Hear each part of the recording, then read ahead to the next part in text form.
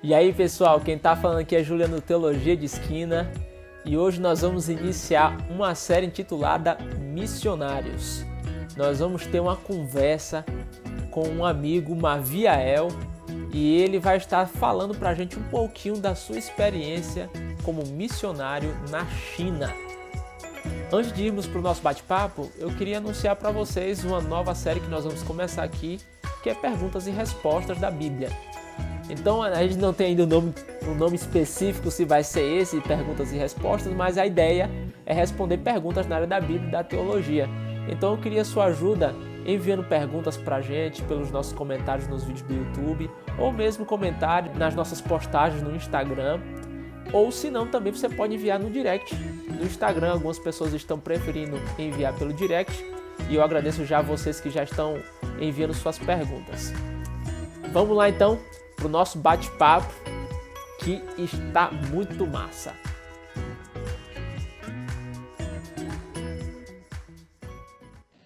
Mavi, seja bem-vindo ao Teologia de Esquina. Se apresente para a gente. Olá, Juliano. Muito por me convidar ao Teologia de Esquina. Muito bom fazer parte aqui desse programa, desse canal no YouTube que de fato tem trazido conversas muito relevantes. Mas o meu nome é Maviael, vulgo Mavi.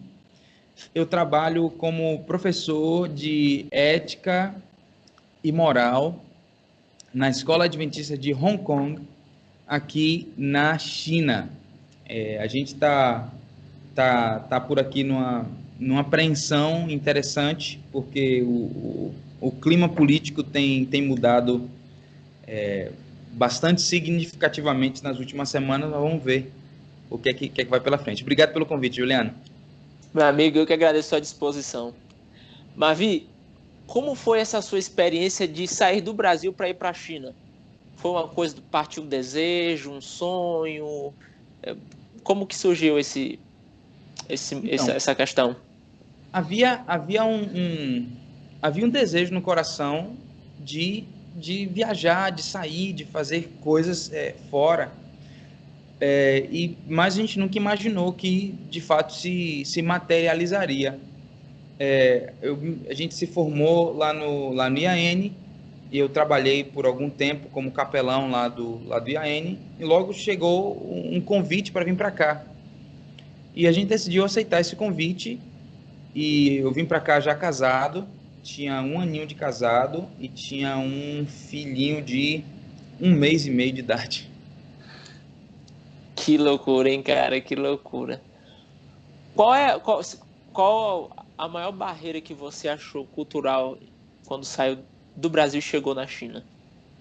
Quando a gente chega num lugar novo, pelo menos essa é a minha experiência, é que sempre existe esse momento de maravilha no começo. Caramba, uau, que massa, tudo novo, tudo diferente, comer com palitinho, umas paradas muito legal, arroz em tudo, arroz com verdura, arroz cru com arroz cozido, tudo tipo de arroz. Aí, no começo existe essa coisa, uau, da novidade, né? Aí depois o tempo vai passando e aí você vai se dando conta que você não entende o mundo que te cerca. E eu acho que essa é a maior dificuldade que eu enfrentei. É você dar aquele clique e falar, caramba, eu não entendo a língua, eu não entendo os códigos culturais, eu não entendo nada. E aí é como se você voltasse àquela frustração que tem as crianças entre 1 ano e meio e 2 anos de idade, quando elas começam a tentar se expressar verbalmente. Existe essa frustração imensa de você saber o que quer dizer e não poder dizer. Nem em palavras, nem em gestos, nem em ações que têm alguma espécie de conotação cultural. Então, esse é o seu primeiro desespero. Caramba, eu não posso me expressar de forma nenhuma. Aí dá um medinho. Cara, rapaz, essa coisa, Mavi, do trabalho missionário, de você pregar o evangelho em outro país, é uma coisa que às vezes passa pela mente, passa pelo sonho e desejo de muitos jovens, de muitas pessoas que, eu quero pregar o evangelho em outro lugar e assim por diante.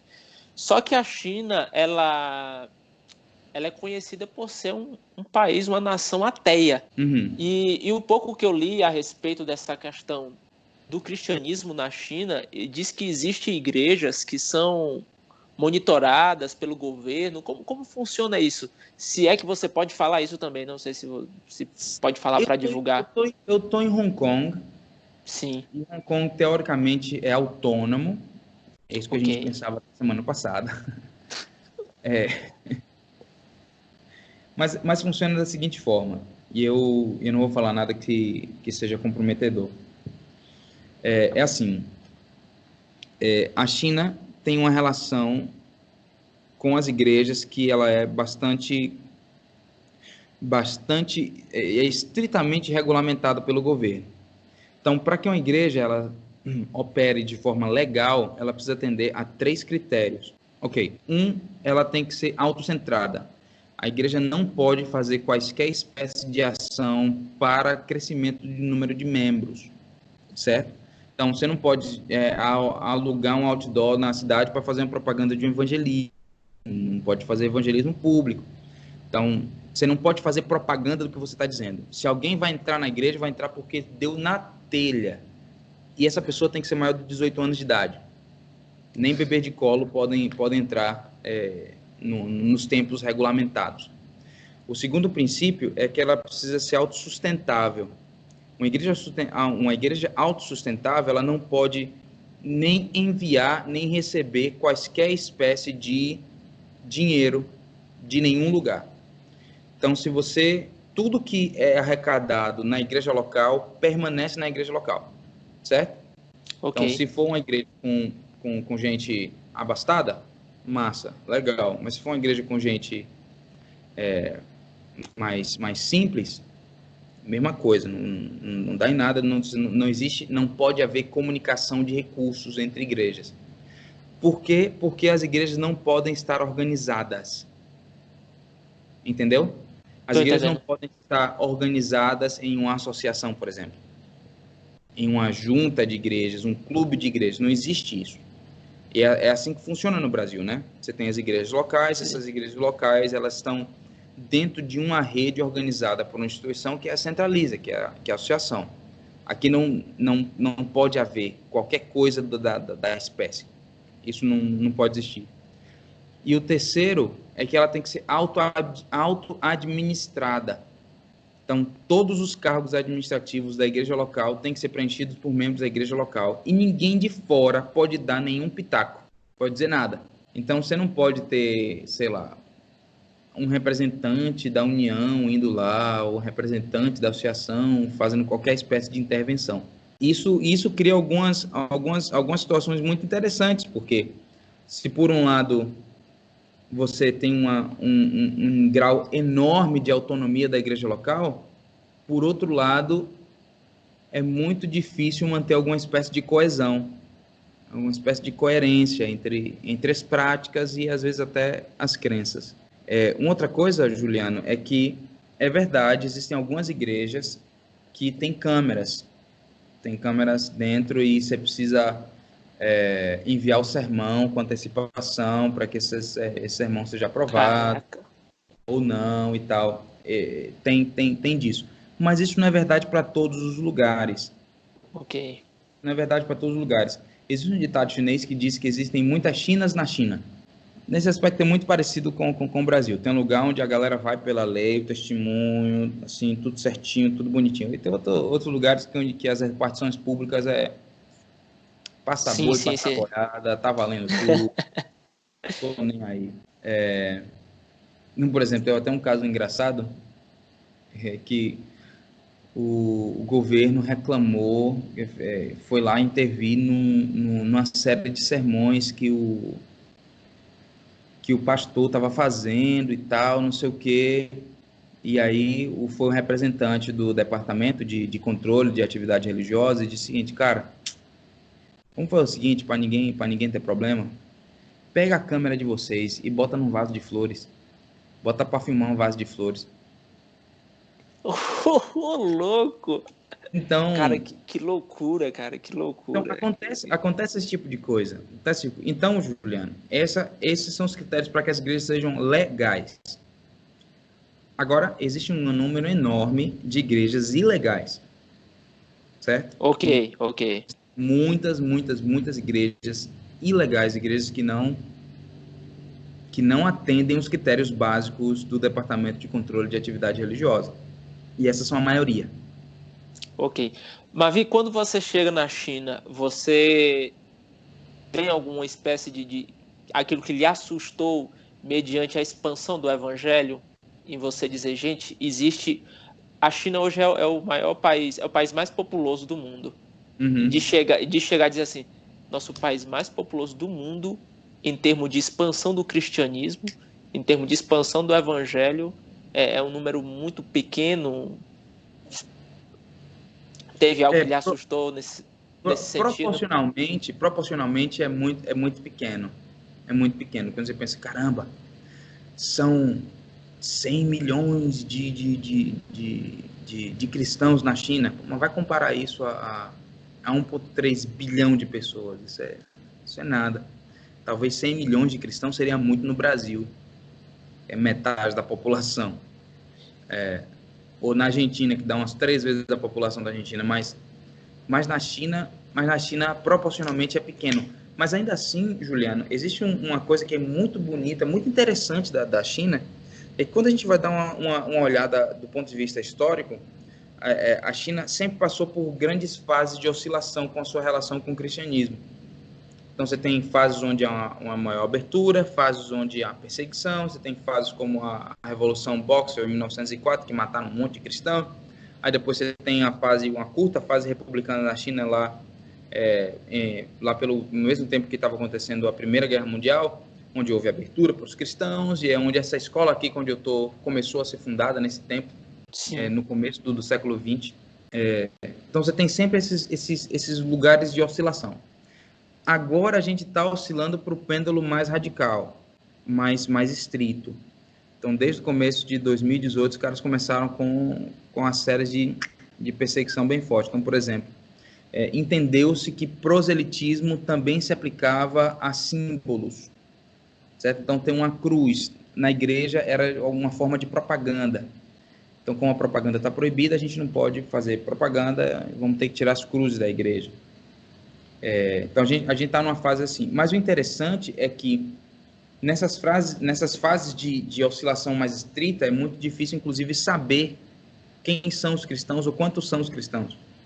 Então, por exemplo, na década de 70 rolou uma perseguição dessa muito forte, ficou de 70 a 80 sem que as pessoas soubessem exatamente o que estava acontecendo na China. Ninguém sabia se o cristianismo estava crescendo, se estava decrescendo, se estava o quê.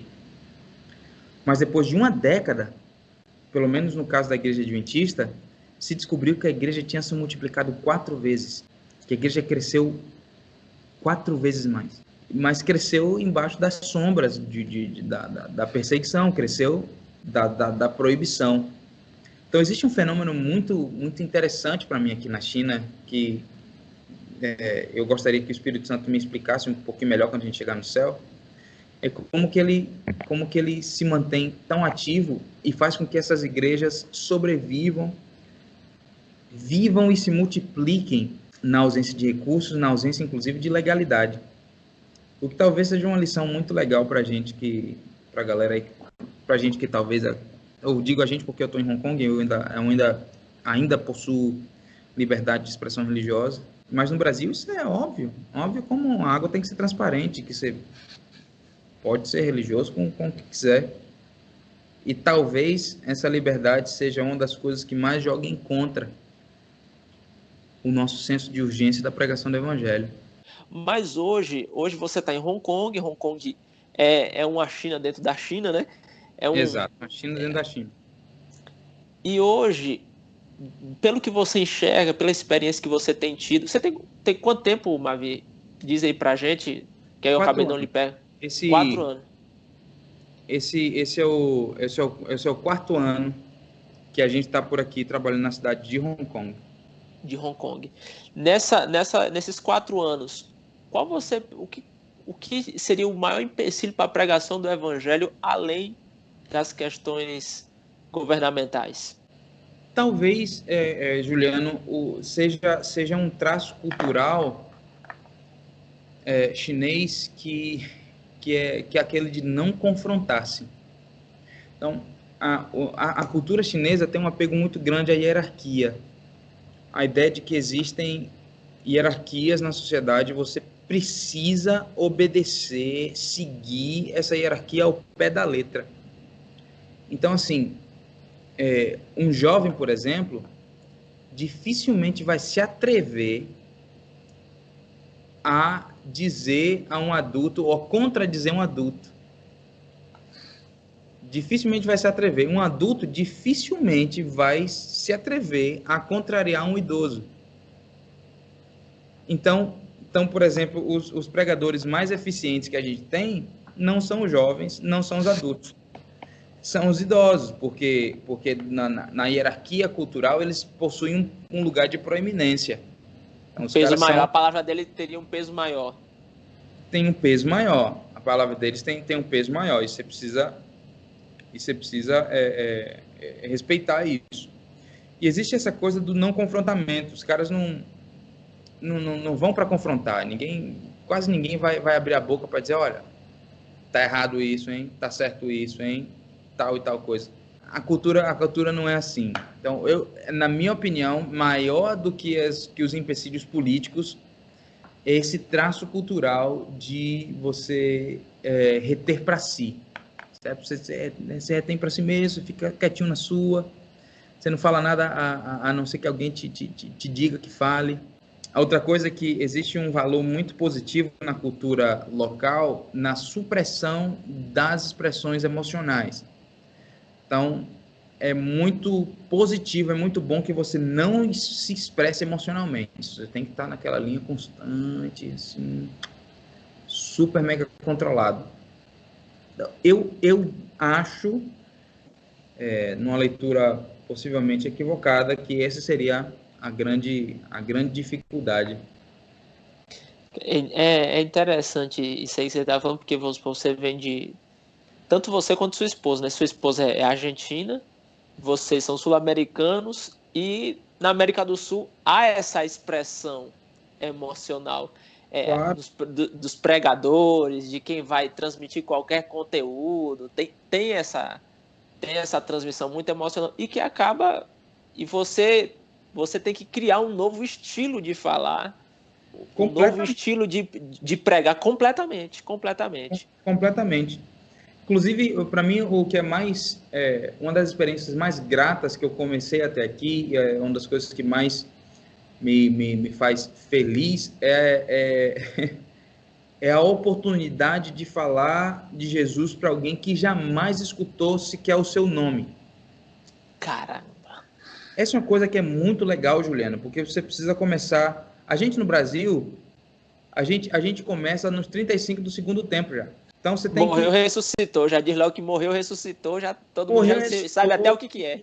E aí é isso aí, tu vai fazer o quê? Quem tem um filho tem a vida, quem não tem a vida. Escolha. Aqui não dá. Aqui a gente precisa começar no primeiro tempo, no comecinho do primeiro tempo, falando coisa. No aquecimento. Tem que começar no aquecimento. E o que eu acho que é o aquecimento aqui para mim? É justamente essa conversa que a gente teve. Estabelecendo a necessidade de parâmetros objetivos para a vida. Sem tais parâmetros, nada existe. E quando a gente começa a avaliar a vida e observar a existência com parâmetros verificáveis e observáveis, a gente vai chegar à necessária conclusão de que é preciso haver alguma coisa maior. É preciso haver alguma coisa melhor. E o que é essa coisa maior? O que é essa coisa melhor? Quem é que pode explicar isso melhor? O budismo, o islamismo, o cristianismo? E é nessa que a gente tenta fazer um caminho que culmina na cruz de Cristo. Então, quais são as grandes virtudes perseguidas pelos seres humanos? Por que os seres humanos em todos os lugares do mundo buscam justiça, valorizam a compaixão e buscam o amor? Por que a gente busca essas três coisas? Porque nós somos criados para isso. E onde é que a gente encontra em perfeita harmonia a justiça, a compaixão e o amor? É na cruz de Jesus. É meio que essa coisa do buscar viver, ainda que inconsciente, a mensagem do reino de Deus. O estabelecimento do reino que Cristo veio estabelecer aqui na Terra, enquanto a gente não chega à consumação plena desse reino quando ele voltar. Nós sentimos esse anseio do futuro para hoje, que é basicamente isso que você falou. Então você meio que vai trabalhando esse pensamento, essa linha de raciocínio para chegar a dizer assim: Cristo. É a cruz de Cristo aqui que dá o sentido e responde por que nós temos todo esse anseio, para depois dizer assim: essa pessoa é Jesus. Essa pessoa é Jesus. Mavi, você, pela sua experiência, pelo que você vê também, vivencia, até mesmo como igreja adventista, você percebe que tem conseguido quebrar algumas barreiras de diálogo com as pessoas, de conversas, porque as pessoas colocam aí os filhos numa escola que seria confessional. Mas aí é confessional mesmo? Mais ou menos. Não é. Beleza. Mas vocês conseguem manter um bom ponto de contato com famílias? É uma abertura? Sim, a gente busca muito respeito aos ditames locais. Então, o que a gente faz aqui na sala de aula é tentar estabelecer ao máximo possível, do ponto de vista filosófico, a necessidade de uma existência transcendente. E a gente, todos os anos, faz viagens de serviço voluntário. E nessas viagens de serviço voluntário, em geral, a países aqui da região da Indochina, é onde a gente, de forma mais explícita, faz convites a aceitar o que nós queremos por ser a verdade.